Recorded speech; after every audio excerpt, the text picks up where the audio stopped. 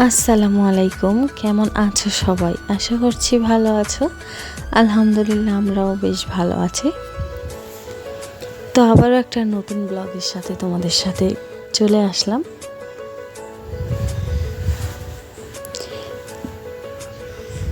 তো এখন বাজে প্রায় 11টা।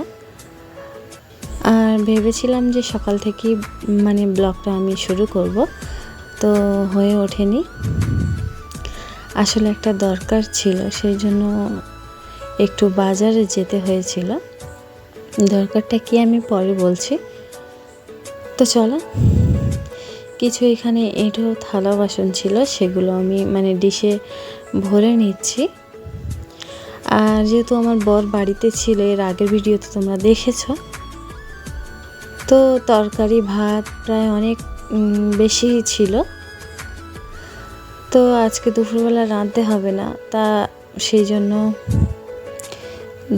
সেগুলো একটু ডিশে করে ভাত তরকারি যা যেখানে ছিল সব বের করে নিচ্ছি। গরম করে দুপুরবেলা খেয়ে নেব। আর সব কিছু ধুয়ে নেব। ধোয়া ডিশ বাটিতে সব কিছু আমি বের করে নিয়েছি। আর যেগুলো এঁটো ছিল সেগুলো সব আমি বের করে নিয়েছি ধোয়ার জন্য। আর এদিকে দেখো আমার ছেলে বসে বসে দই খাচ্ছিল। আমি খাইয়ে দিচ্ছি, ও খাবে না, নিজে থেকেই খাবে। তোর কাছেই দিলাম, ও নিজে থেকেই খেলো। তো চলো গুছিয়ে নিলাম। আর 11টা যেহেতু বাজে, আমার বড় ছেলেটা স্কুল থেকে চলে এসছে। ও যায় সকাল 6:30 আর আসে সকাল প্রায় 11টায়। তো এসে স্কুলে জামা প্যান্ট সব খুলে দিয়ে ওর মতো খেলা করতে চলে গিয়েছে। আর আমি এদিকে গুছিয়ে নিচ্ছি। একটু ওভেনটা মুছে, টেবিলটা একটু মুছে নেব।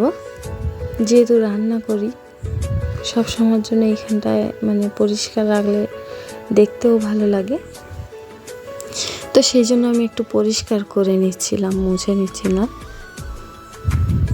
আর সামনে কলসির ওপরে যে হাঁড়ি বা ডিশ দেখতে পাচ্ছ, ওর ভিতরে যে গোলাপি কালার, ওটা চালা, আটা চালা বলে। তো আমার একটা যা ওনার মিক্সিতে চাল হচ্ছিল না, তাই আমার মিক্সিতে নিয়ে এসেছে।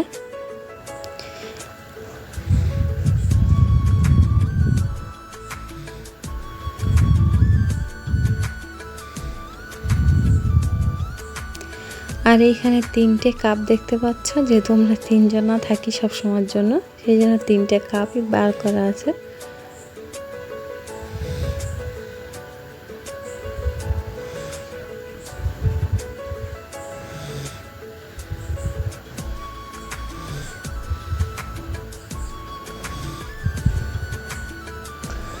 আর আমার কলসিতে পানিও শেষ হয়ে গেছে, পানিটাও আনতে হবে। তো একটুখানি পানি ছিল, পানির ভিতরে কত কিছু পড়েছিল। কত কিছু বলতে মনে হচ্ছে কল থেকে যেহেতু কিছু উঠছে ওটাই হবে। কেননা আমি আমার কলসি প্রায় 1 সপ্তাহে 2বার ঘষে সার্ফ দিয়ে ধুই পুকুরে নিয়ে গিয়ে। আমার কলসিতে তো কিছু থাকবে না, যদি থাকে তাহলে কল থেকে কিছু বের হচ্ছে হয়তো। তো এখানে আমার শাড়ি তুলে আর ওরকমই রাখা ছিল কাল থেকে চেয়ারের উপরে, তো ওটা একটু গুছিয়ে রেখেছি। আর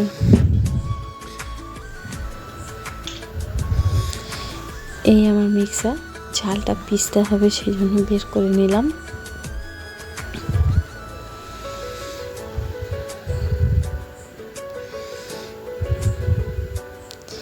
তো চাল পেষার জন্য পিষছিলাম, তো চালটা ভিজে ছিল অনেকটা, সেই জন্য হচ্ছিল না, মিক্সার বন্ধ করে দিচ্ছিল। আর আমার মিক্সারে একটা জিনিস ভালো কি জানো, লোড যখন না নিতে পারে তখন নিজে থেকেই বন্ধ হয়ে যায়, আবার চালু করলে চলে। তো সেই জন্য বারবার বন্ধ হয়ে যাচ্ছিলো বলে চালাইনি। তো ওনাকে বললাম যে তুমি চালটা নিয়ে একটু রোদে দাও, একটু শুকিয়ে গেলে পিষবো, তাহলে যদি হয়। তা উনি রোদে নিয়ে বসেছিল চালটা, আর আমি কিছু কাজ সেরে নিচ্ছে, যেহেতু অনেক বেলা হয়ে গিয়েছে। তো এখানে আমার বরের একটা সোয়েটার, একটা মানে গেঞ্জি ছিল, আর আমার ছেলেদের কিছু গেঞ্জি প্যান্ট ছিল, ওগুলো ধুইতে হবে। এখানে আলমারিটা একটু গুছিয়ে নিচ্ছিলাম।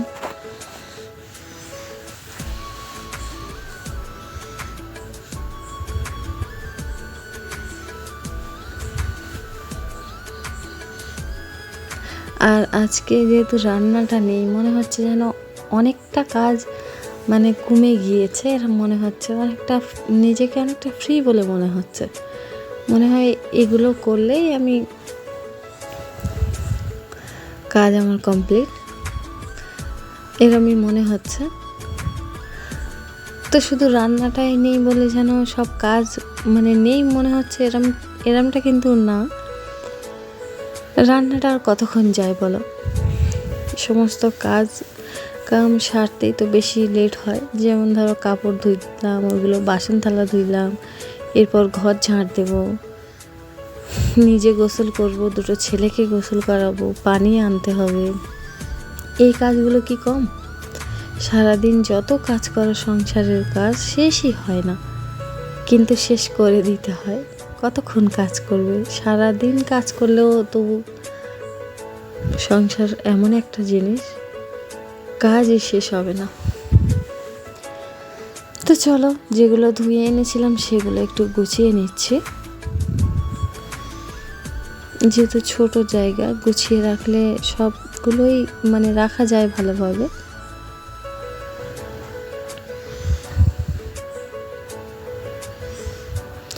আর আমার মুরগি তিনটে বারবার মানে দাবার উপরে উঠছিল, এতটাই খিদে লেগেছে ওদের। অনেক বেলা হয়ে গেছে, সকালবেলা ছেড়ে একবার খাইয়েছিলাম, তখন থেকে আর খাওয়ানো হয়নি। তো আমি বাজারে গিয়েছিলাম, বাড়িতে ছিলাম না, সেই জন্য তো ওদেরকে খেতে দিয়েছি। আর আমি যে ডাবরে মানে কলসিতে পানি এনেছিলাম, সেই পানিটা আমি বালতিতে প্রায় আধা বালতির ওপরে, বালতির অর্ধেকের ওপরে আমি পানি ঢেলে নিয়েছি। যেহেতু আমাদের মানে হাফ ডাবর হলে খাওয়া দাওয়া সব হয়ে যায়, একদিন প্রায় চলে। তো সেই জন্য আমি বালতিতে কিছু পানি ঢেলে নিয়েছি, আমার ছেলেরা গোসল করবে সেই জন্য। আর এক বালতি মানে রাখা আছে, আর ওই বালতিতে কিছু ঢেলে নিয়েছি। আর চলো ঘর দাবাগুলো একটু ঝাঁট দিয়ে নিই। আর একটা জিনিস তোমরা ভিডিওর মধ্যে মানে দেখতে পাচ্ছ, সেটা হচ্ছে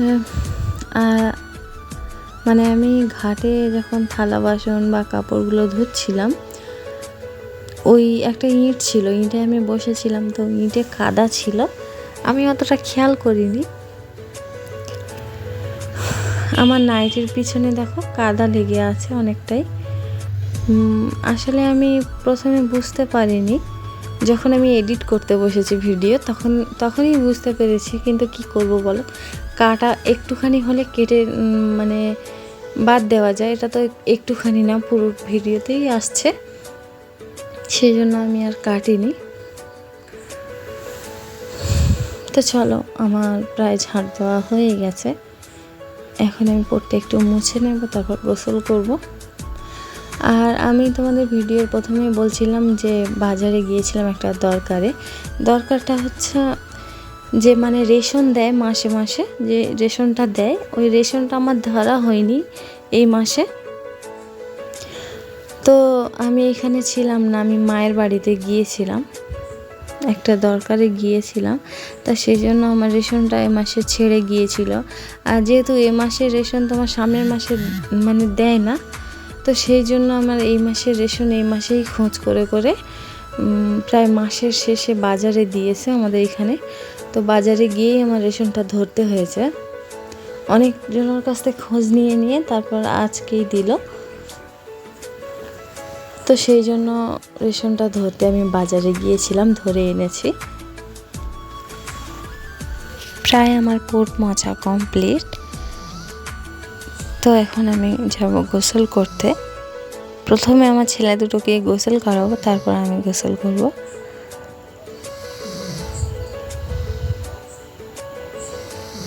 তো সংসারের কাজ করতে করতে করতে করতে শেষ হয় না। যত কাজ করো তত মানে বের হচ্ছে কাজ, একটার পর একটা। হয়তো সংসার মানে এটাই যে তুমি সারাদিনও কাজ করে শেষ করতে পারবে না।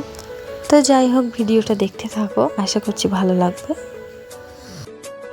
সন্ধ্যাবেলা যেহেতু মানে দুপুরের যা মানে সকালে যা ভাত ছিল দুপুরবেলা আমাদের হয়ে গেছে, রান্না করতে হয়নি। তো রাতে ভাবলাম রান্না করব না, মানে একটু রুটি করব, রুটি বলতে পরোটাই করব। তো কিছু ময়দার আটা ছিল, আমার বড় আসতে পিঠে করেছিলাম, পাখান পিঠে। তো কিছু ময়দার আটা ছিল, চিনি ছিল, ঢেলে নিয়েছি চিনিটা। আর এই যে ময়দার আটা, এই আটাটুকু দিয়েই আমি মানে পরোটা করব। এই আটাতে প্রায় 10-12টা পরোটা হয়েছিল, তবে আমি বেশি বড় বড় করিনি, মিডিয়াম সাইজের করেছিলাম। তো আটা সবাই তো সবার মতোই পরোটা করে, তো আমি আমার মতো পরোটা বানাই। তবে আমার পরোটা অনেকেই পছন্দ করে আমার শ্বশুরবাড়িতে। তো আজকে সেই জন্য তোমাদের সাথে মানে পরোটার রেসিপিটা শেয়ার করব, আশা করছি ভালো লাগবে তোমাদের। তো চলো, আমার তেলও শেষ হয়ে গিয়েছিল, তা তেলটা ঢেলে নিচ্ছি। আর মানে পরোটা করার জন্য একটু আমি সসপ্যানে উষুম গরম পানি করে নিয়েছি। আর ময়দার আটায় প্রথমে একটু লবণ দিয়ে আটাটা মাখিয়ে নিয়েছি, তারপরে একটু তেল দিয়ে আটাটা ডলে ডলে মানে পুরো ময়দার আটার সাথে তেল দিয়ে ডলে ডলে লাগিয়ে নিচ্ছি, একদম আটাটার সাথে পুরো তেলটা মিক্সড হয়ে যাবে। তারপর দিয়ে দেবো একটু চিনি হালকা, মানে যে যার স্বাদ মতোই দিতে পারো। তো এখন আমি উষুম গরম পানিটা দিয়ে আটাটা মানে একটা ডো তৈরি করে নেব।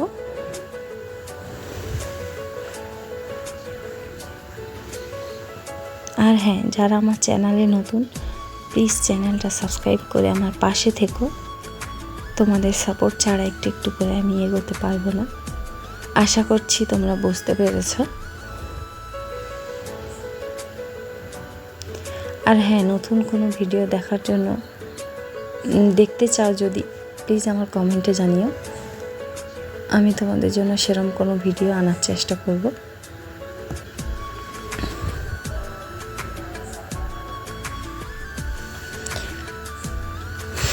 তো আমি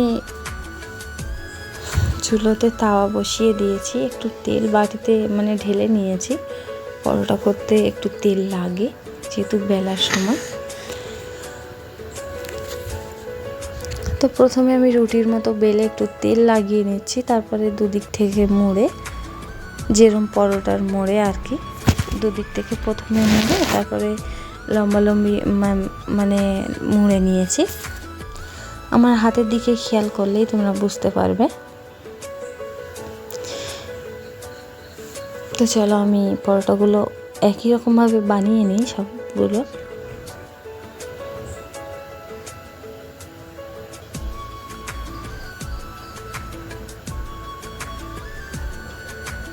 আর আমার পরোটাগুলো কিন্তু সবগুলোই ফুলেছিল, কোনো কোনো মানে কিছু কিছু পরোটা সাইডে একটুখানি করে ফুলেনি, এরকম হয়েছে। তবে প্রায় পরোটাগুলো সবই ফুলেছিল আমার।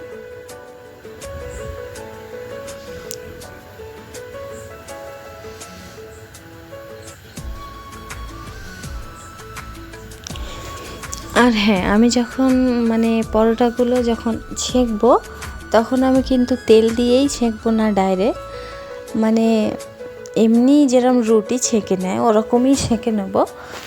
আর ওরম ছেঁকে নিয়ে রেখে দিতে পারো, যখন খাবে তখন কি করবে, তেল মানে কড়াতে তেল গরম করে যখন যেরকম রুটি ভেজে নেয় ওরকম করে যেরকম খাবে 2টো হোক 4টে গরম করে ভেজে নিয়ে খেতে পারো গরম গরম, ওটা খুব ভালো লাগে। আর মানে রুটি ডাইরেক্ট ছেঁকার সময় যখন তেল দিয়ে ছেঁকবে তখন তেলটা একটু বেশি লাগে, সেই জন্য তখন তেল দিয়ে না ছেঁকাটাই ভালো। আমি তো ওরম সেঁকি না, আমি যেরকম খাই সেরকমই সেঁকে নিই, এতে করে তেলটা অনেকটা কমই লাগে। সেই জন্য আমি কড়াই একটু পানি দিয়েছিলাম, পানিটা যেহেতু কড়াই তরকারি রান্না হয় আবার ভাজা হয়, আবার কখন কখন এরম পরোটায় ছেঁকা হয়, তো সেই জন্য একটু পানি দিয়ে ফুটিয়ে পানিটা ফেলে দিয়েছিলাম। আর পানিটা দেখছি তো হলুদ কালার হয়ে গিয়েছিল, যেহেতু তরকারি রান্না হয় সেই জন্য।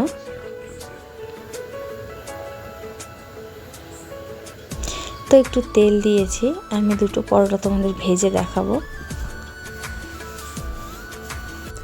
আর এক্ষুনি যে মানে জ্যাম আর মাখনের কৌটোটা দেখলে সেটা আমার ছোট ছেলে এনে দিয়েছিল, বলছিল মা আমার রুটিতে জ্যাম লাগিয়ে দাও। ও তো জানে না জ্যাম কোনটা, সেই জন্য 2টো সবই এনেছিল। আর পরোটাগুলো আমি বেশি কড়া করে ভাজবো না, নাহলে খাস্তা হয়ে যাবে, আর আমার ছেলেরা অতটা পছন্দ করে না, মানে বেশি ভাজা হয়ে গেলে খেতে চায় না অতটা, হালকা নরম থাকে। তো ক্যামেরাতে অতটা ভাজা মানে মনে হয় না, কিন্তু বেশ ভালোই ভাজা হয়েছে। তো চলো এই পর্যন্তই, আশা করছি ভিডিওটা ভালো লেগেছে। ভালো লেগে থাকলে প্লিজ সাবস্ক্রাইব করে আমার পাশে থাকবে। আল্লাহ হাফেজ।